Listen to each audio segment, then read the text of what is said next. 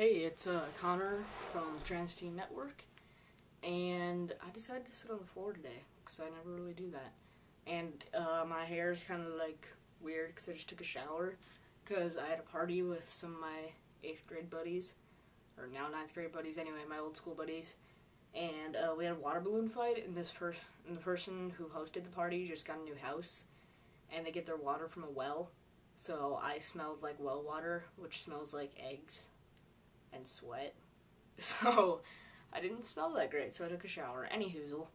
The topic for this week is pros and cons of being trans. And it was kind of weird for me, because, like, I never really thought of it that way, I guess.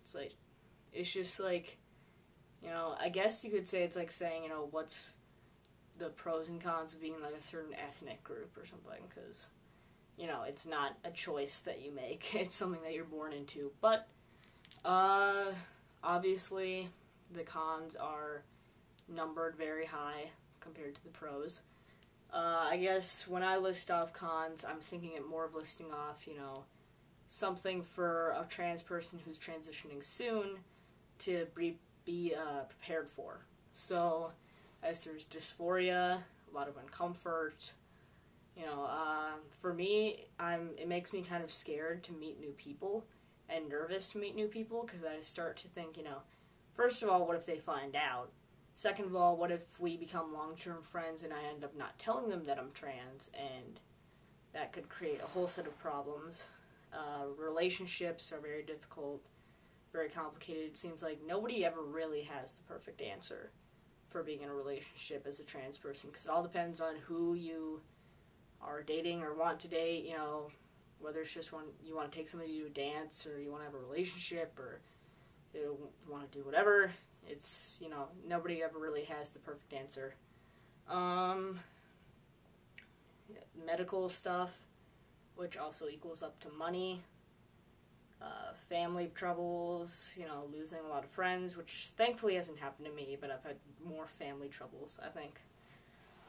And yeah, those are the basics. The pros are definitely you gain a lot more maturity and you know a lot more about yourself than a lot of people your age. And honestly, I'm very proud of that. And it kind of brings me a question that I think is related to this is a lot of people say, I never chose to be trans, which is true. But a lot of people would say, if I could go back, I totally would, go back in time and make me born the gender that I wanted to be. It makes, for me, people can think whatever they want, I understand kind of both sides of it, because if I'm having a really hard time with something, a lot of times I will say, I wish I was just born a guy, and things were a lot simpler. But at the same time, when I'm either happier or just thinking, and I realize, this has become a part of who I am. I think everybody has kind of had these stages, both when you first realize that you're trans, and when you first come out as trans is when you start to go through these processes of, is this actually happening to me? Oh my gosh, it's happening to me. And I know when I first realized I was trans, I went through a lot of saying, oh, why me? Out of all people in this world, why did it have to be me? But at this point, it's basically become reality for me. It's just, I never really think that anymore. Yeah, so, I don't know why I don't have more to say on this, because I feel like I would, and I feel like I did have something else to say, but I can't really remember what that was. Yeah, so you do go through a lot more struggles as being trans, but I think it's more of some people might ask, well, do the cons weigh out the pros? Yes. That's simple, but the question for me is, do the cons weigh out the fact that this is who I am and this is who I'm always going to be, and you should be proud of that. So I think top tip for a trans person is, and this is a tip for a lot of people, you got to realize, even though the uncomfort level of a trans person is probably a lot higher in most cases than, not trans people. People born the gender they are.